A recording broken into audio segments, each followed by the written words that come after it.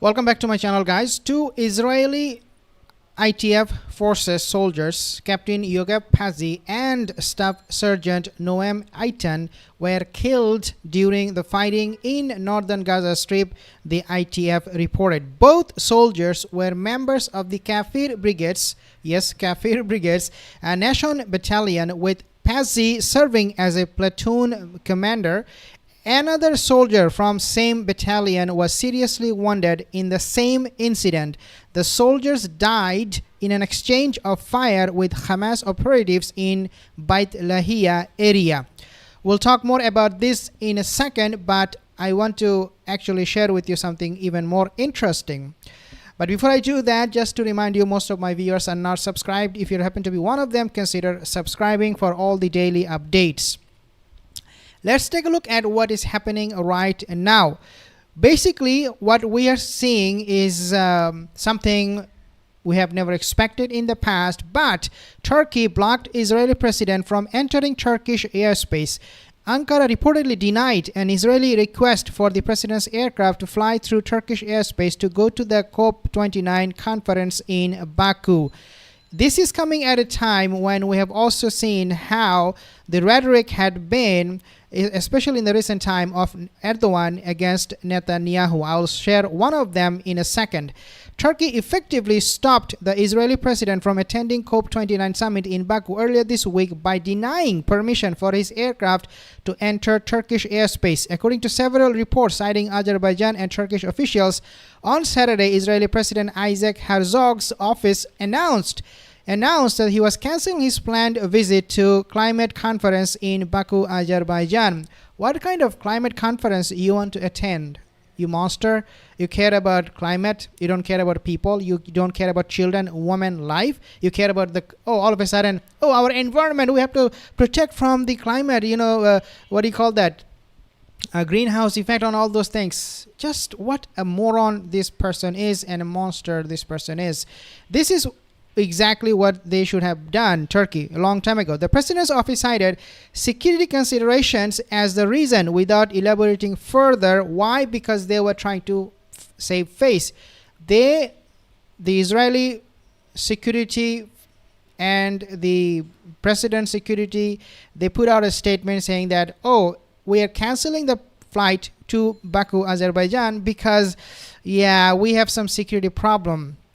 Okay, so security problem, but then the next thing we know is that no, there was no security problem. Azerbaijan will openly invite you, but the problem was you couldn't get there. It was not that you wanted to go there, but because of security you canceled. No, you couldn't even go there. Why? Because Turkey, they have blocked his plane using their airspace. But YNET cited officials in Azerbaijan on Sunday saying the trip was cancelled because, so YNET is, I believe, a Turkish, I think it's an Israeli media. I forgot YNET. Turkey refused to allow the president's plane to enter its airspace. And an unnamed Azerbaijani official reportedly said that Israel and Turkey engaged in intensive negotiations through diplomatic channels that lasted for several days but did not yield results. So it was not a sudden incident. Okay, the president wanted to travel to Azerbaijan, Baku, using Turkish airspace, and they sent a request to Turkey a long time ago, several days ago, because that's how they plan. This is how they make their schedules, because it's not like, I feel like going there today, I'll go there today. No, it had to be pre-planned. So Turkey blocked, looks like to me, this plan from the very beginning of it. So it means that several days ago, Turkey already told that you are not welcome to use our airspace. Nevertheless, the Israeli government, they were very hopeful that Erdogan will change his position and allow the plane to use Turkish airspace. In other words, Turkey is making it clear to Israel, doesn't matter how many times you try now to change our relationship, it is over. And at the same time, it also shows Israel is very, very keen on fixing relationship, that they did not give up. For several days, they tried to convince the Turkish government that, please, let us go there. Let us use your airspace. It tells a lot of stories than what you see with your eyes on the media. Now, The rest of the Israeli delegation to the conference arrived in Baku 11th November, having traveled there on commercial flights through Georgia. Al Monitor reported that Turkish officials confirmed that the government denied an official Israeli request for Herzog's Pigs aircraft to fly through Turkish airspace. Okay, so we're not going to discuss more about this, but we already know that Erdogan, he said that they will not continue any relationship or develop any relationship with Israel anymore. And they also have this resolution and decision to cut ties with Israel, and we will maintain this stance in the future as well. This is what came from the President Erdogan. But don't go anywhere. These are not decisions made in the vacuum. Turkey was called and was pointed out many times by protesters from around the world to cut ties with Israel and not to supply them with any oil. This is what we have seen. Protesters worldwide will rally on November 11th and November 16th to denounce BP and Sokar's supply of oil to Israel, accusing Turkey and Azerbaijan of fueling genocide via Baku-Tbilisi-Ceyhan pipeline. They will gather outside embassies and company offices, calling the protest global intifada. Again, this decision of Turkey that we are going to be blocking the plane of the president, we are going to be cutting ties with them, coming after this protest. So it took them more than how many lives now? 50,000 people died. And it took them more than a year to make that kind of decision. On top of this protest, we have also seen how the people in Turkey, they are reacting. They have you have seen this video where a U.S. Marine officer was assaulted in Turkey, and the people there are furious. U.S. soldier attacked in Turkey. Turks put a sack on the head of American Navy guy serving on U.S. warship. USS Wasp arrived at the port of Izmir. The group chants, "Yankee, go home." You remember that, right? So this decision of Turkey is coming after all of this protest, and seeing how situation is getting out of control in Turkey, and its people are standing against Israel strongly every single day. Now, this is also coming at a time when we have heard this monster making this kind of a statement against Erdogan. Take a listen what he's saying against Erdogan. Mr. Erdogan has attacked Israel. You ask, what is my response? I'm not used to receiving lectures about morality from a leader who bombs Kurdish villagers in his native Turkey, who jails journalists, who helps Iran go around international sanctions, and who helps terrorists, including in Gaza, kill innocent people. That is not the man who is going to lecture us. Mr. Erdogan. I cannot believe everything he said was really about him, even though it was supposedly against Erdogan, that he's supporting Gaza, he's supporting Iran, and he's supporting this and that. But can you imagine this guy talking about human life, the value of them, and civilian life? Can you imagine? This is the monster. I mean, these monsters, when we use the word monster, it is not just someone who is killing. It's someone who is lying, who is a hypocrite, who is shameless. And all of these things together, we get a monster. So this guy has passed a PhD in monsterism. Okay, there should be a new degree now in U.S. universities, how to be a monster, or how to identify a monster, rather, right? But this is what he is. He's furious with Erdogan when Erdogan said, we're going to send troops to Israel, just like we have done in Lebanon. In Libya and in other places, we're going to be sending. So he was saying, no, they're not going to teach us about morality. But anyways, this is what you have, a monster. Now, take a look at this particular statement from Scott Ritter when he was talking about Israel's dictatorship, because this is where things get very, very interesting. Take a listen first. If Iran was as fractured as Israel's society is, where you had the Iranian military marching in the street, talking about a coup d'etat against the Iranian president and the supreme leader, where you had the parliament in open fighting against one another, the president plotting against the prime minister, et cetera, people would say Iran's on the verge of collapse. That would be the headline news everywhere. Well, that's all happening in Israel, and nobody's talking about it. Everybody's acting as if Israel is this stable democracy. Israel is not a stable democracy.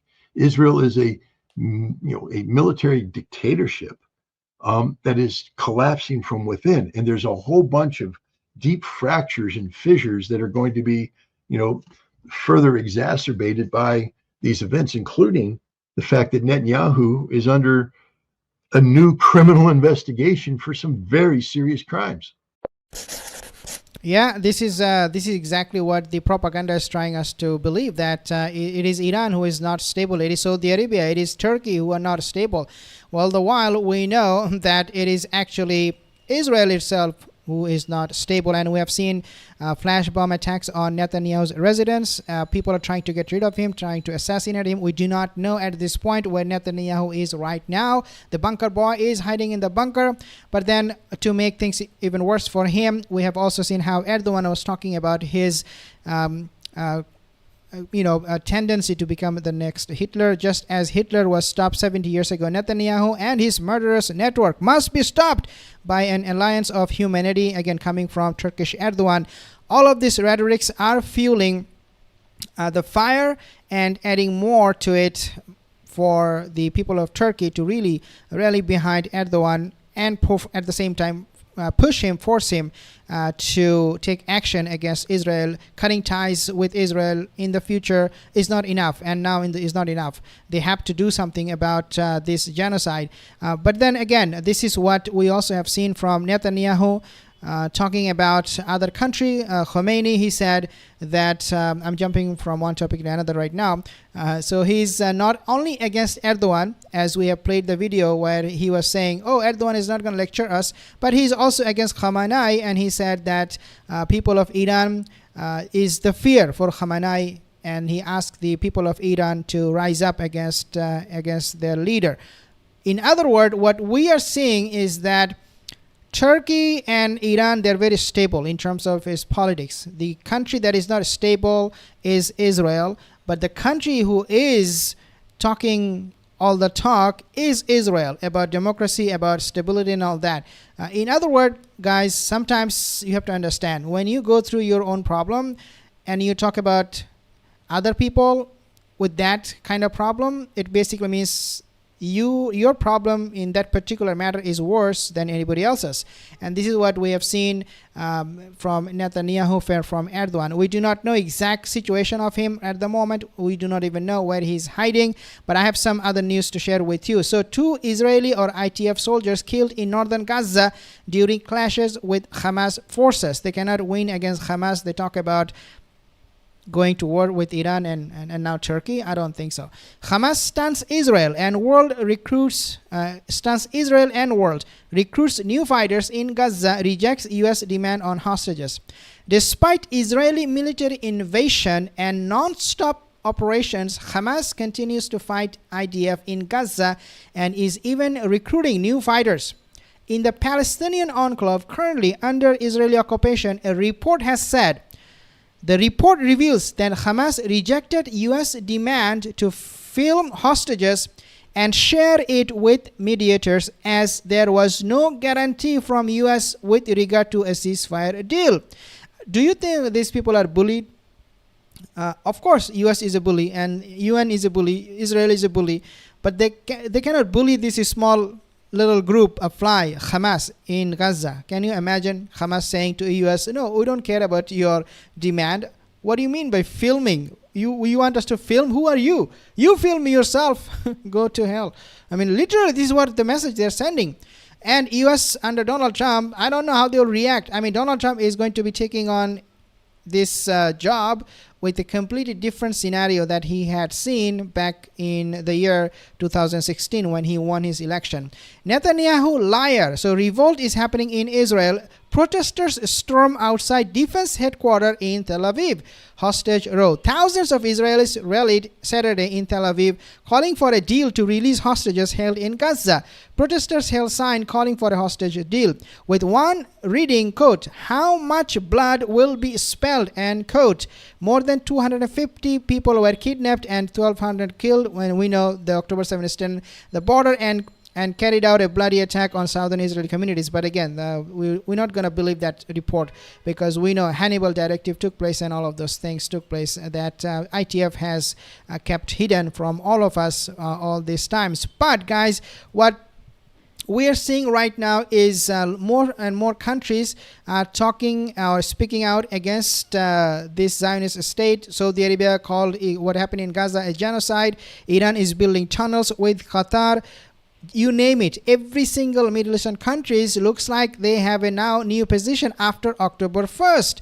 Why? Because October 1st, the attack on Israel by Iranian ballistic missiles actually removed any fear from the hearts and minds of these so-called Muslim leaders, whom we still don't trust and hope they will wake up and take more action. But nevertheless, it did change the dynamic of the war after the October 1st attack on Israel by Iran.